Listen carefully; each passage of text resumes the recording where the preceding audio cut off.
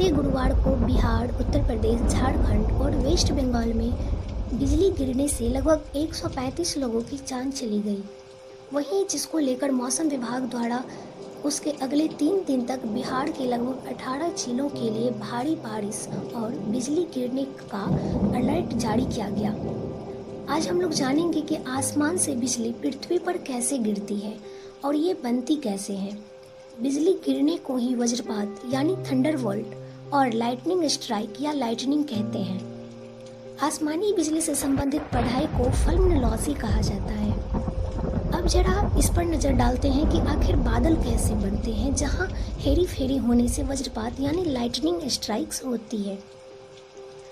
समुद्र का पानी भाप बनकर ऊपर उठता है और जैसे तैसे ऊपर पहुंचता है और फिर ठंडा होने लगता है। ठंडा होकर पानी की छोटी छोटी बूंदों के रूप में इकट्ठा होकर बादल का रूप ले लेता है और बादलों के अंदर या इंटर क्लाउड में एक बादल में पॉजिटिव चार्ज और नेगेटिव चार्ज भी होती है। जब ये एक दूसरे के पास एक साथ भारी मात्रा में आते हैं तो इलेक्ट्रिसिटी पैदा होती है। इसे ही बादलों के भीतर बिजली का चमकना कहते हैं। दूसरा, एक बादल का नेगेटिव चार्ज जब दूसरे बादल के नेगेटिव चार्ज के पास आता है तो ठीक वैसे ही इलेक्ट्रिसिटी पैदा होती है जिसे बादलों के अंदर बिजली का कड़कना कहते हैं। दरअसल जब आसमान में बारिश वाले बादल हवा के साथ यहाँ वहाँ घूमते हैं तो इनमें से विपरीत एनर्जी वाले बादल आपस में तेज गति से टकराते हैं और इनके टकराने की आवाज़ हमें सुनाई देती है। साथ ही इनके टकराने पर जो घर्षण होता है उसी से बिजली पैदा होती है और धरती पर आ गिरती है।